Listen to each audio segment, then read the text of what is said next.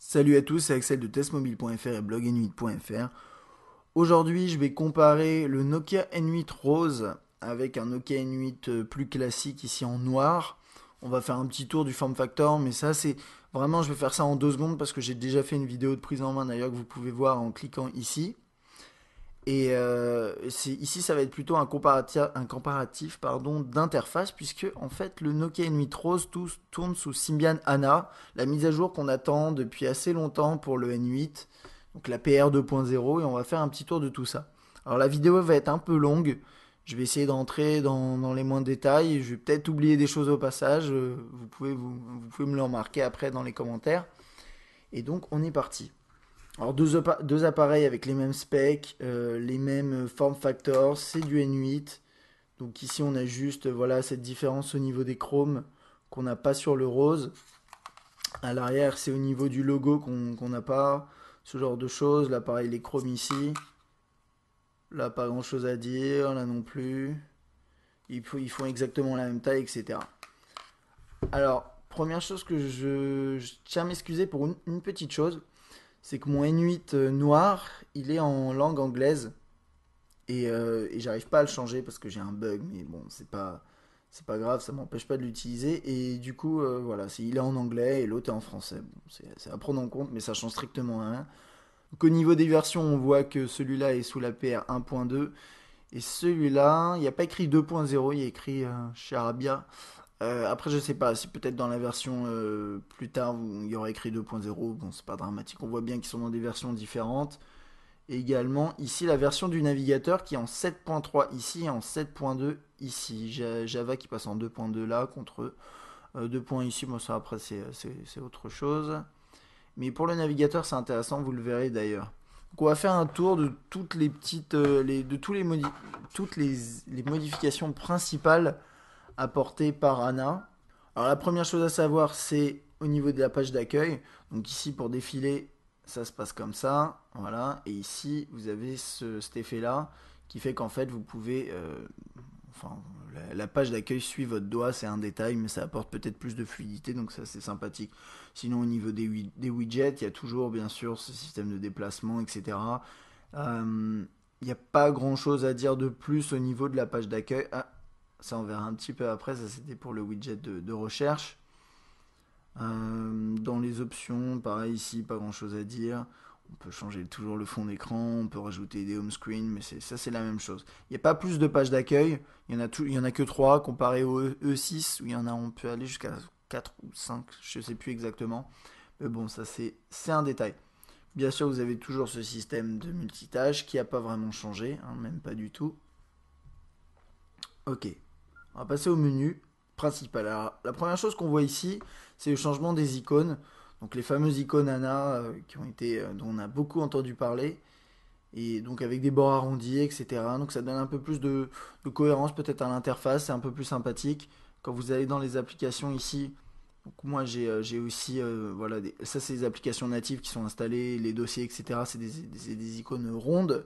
Par contre, c'est vrai que quand on commence à descendre, je sais pas, pour l'application YouTube, le lien YouTube où j'ai installé une app ici, bah forcément ça va être des icônes à part qui vont être un petit peu, voilà, comme ça. Et du coup, finalement, en termes de cohérence, j'ai peur que si les développeurs tiers se mettent pas à faire des icônes rondes également, on se retrouve avec un petit peu tout et n'importe quoi. Donc c'est à voir. En tout cas, sur les fonctions natives, c'est des icônes particulières ici. Ensuite, euh, j'ai pas passé un appel, mais a priori, voilà, vous voyez, c'est exactement la même chose. On tape 1, 2, 3, etc. Il y a pas de problème. Alors, il y a un petit truc que je voudrais vous signaler ici. On va commencer par ça, même si c'est pas le plus logique. C'est que j'ai quand même l'impression que l'écran sur ce N8 Rose est un petit peu plus lumineux et un peu moins jaune. Alors, ça va très difficilement se voir à la caméra. En tout cas, à l'œil nu, ça se voit. On va passer en mode paysage, ça va être un peu plus simple. Alors, j'ai chargé les deux mêmes photos sur l'un et l'autre. Et les deux appareils sont tous les deux au maximum de leur luminosité. Et bon, là, on voit un petit peu que le N8 Rose est un peu plus lumineux, je trouve.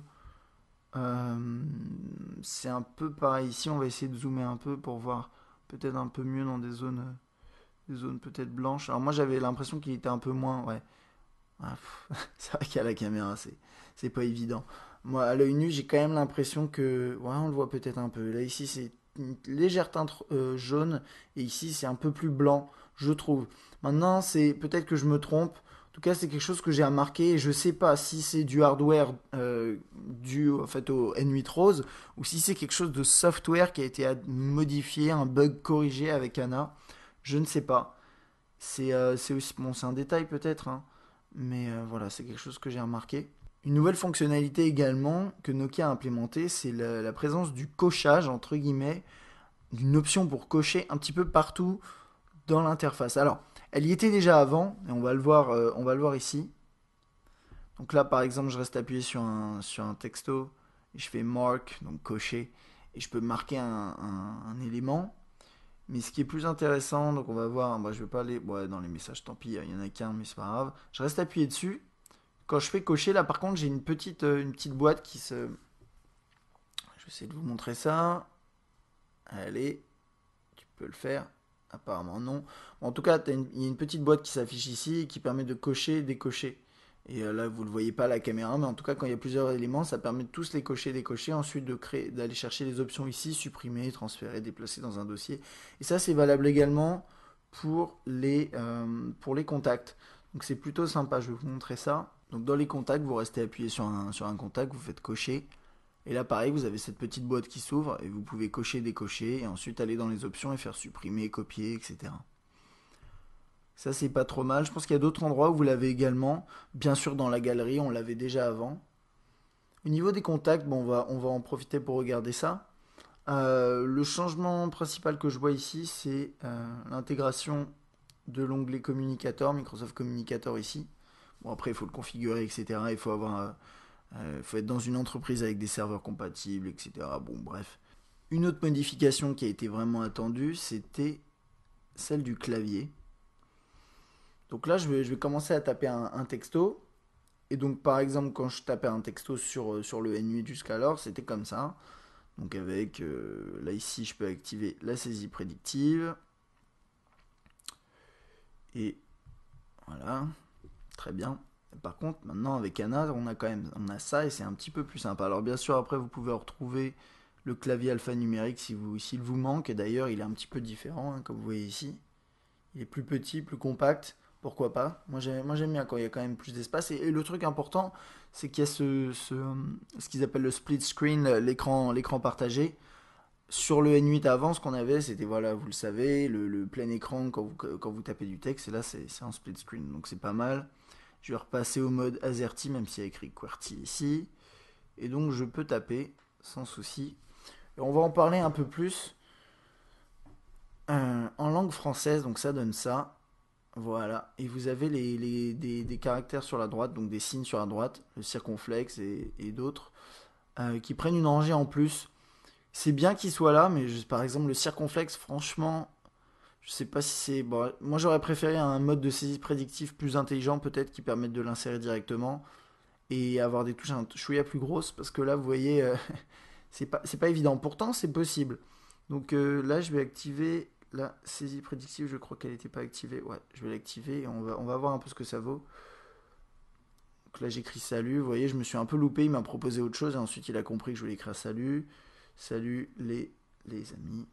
Et j'ai quand même l'impression que avec Anna, le clavier virtuel est un petit peu plus sensible, un petit peu plus réactif. C'est pas du multitouch. J'ai fait quelques tests. On peut pas appuyer sur deux touches en même temps, etc. Mais j'ai l'impression qu'il est plus réactif. Il y a peut-être eu des corrections, etc. Si vous restez appuyé par exemple sur le E, vous avez les accents qui s'affichent. Toc, voilà. Que dire de plus? Il n'y a pas grand chose à dire, hein. Les éléments à l'écran sont assez petits, c'est certain. Mais il y reste utilisable et c'est quand même vachement agréable d'avoir voilà, cet affichage là comme ça avec enfin avec le clavier en portrait.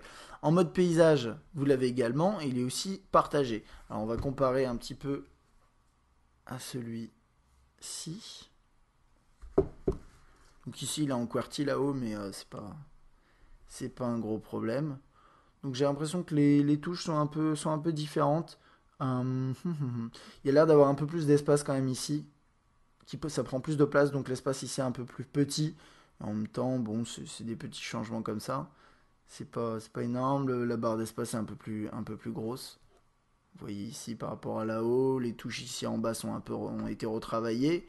Là, je vois la disparition du hat qui était ici. Mais en même temps, je sais pas si c'est parce que c'est la version QWERTY qui a le hat. J'ai pas en tête la version française en fait. Bon, enfin bon, ça c'est un petit truc. Ok. Et donc en version paysage, c'est pas mal, hein. C'est vraiment sympathique. Allez hop, donc là je me plante. Vous voyez, il est quand même pas parfait encore. Et je sais pas s'il va le devenir un jour, mais en tout cas c'est un chouïa mieux. Et puis il y a surtout cet écran partagé qui est vraiment top. Ça, il y a pas de souci, c'est vraiment bien. Vous appuyez là, vous avez accès aux caractères, enfin aux chiffres. Et ensuite après les caractères. Alors le hat il est ici. Et vous verrez que si par exemple, bon là je suis dans les textos, ça va pas marcher. Dans les emails c'est un peu différent. Le hat est proposé en accès direct. Donc c'est un peu plus sympa. Autre chose, j'ai quand même l'impression qu'avec Anna, l'appareil est un peu plus rapide, réactif. Aussi, ce qui se passe, c'est que cet appareil-là est assez neuf et l'autre a été pas mal utilisé et a encore utilisé. Et c'est ça le problème, c'est que c'est difficile de juger. Par exemple, on voit que sur des actions comme ça, là dans le menu, on a autant de réactivité. Là, c'est à peu près. Là, Anna est un peu plus rapide. Et je sais pas, on va regarder vite fait ailleurs encore. Euh, voilà, là, clairement, le Suana, c'est différent. Donc ça, bon, c'est peut-être un détail, je sais pas. C'est à voir après à l'utilisation, mais c'est certain qu'à force d'installer des apps, l'appareil perd un peu en fluidité. Un des ajouts également, c'est une nouvelle version du calendrier. Donc quand vous lanciez le calendrier sur le N8, vous aviez cette vue-là par défaut. Vous pouviez ensuite, bien sûr, basculer entre la vue par jour et la vue to-do list, donc avec en liste. Et ici, vous avez plus ce bouton-là, parce qu'en fait, vous pouvez zoomer comme ça, puis ensuite accéder au jour, imaginons, donc comme ça, toc. Et ce qui est aussi sympa, vous l'avez vu quand je l'ai lancé, vous avez une vue partagée comme ça, donc avec les tâches du jour qui s'affichent en bas. Et ça, c'est pas mal. En mode paysage, ça ressemble à ça. Donc voilà, il faut avoir sélectionné le jour pour qu'il s'affiche. Donc des petites modifications. Et il y a autre chose,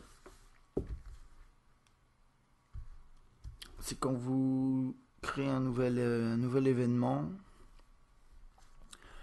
les infos sont un petit peu plus claires. Disons que là, vous avez les champs qui s'affichent avec des icônes, des éléments graphiques un petit peu différents. Et c'est vrai que globalement, c'est un peu plus plaisant, un peu plus clair pour entrer une information.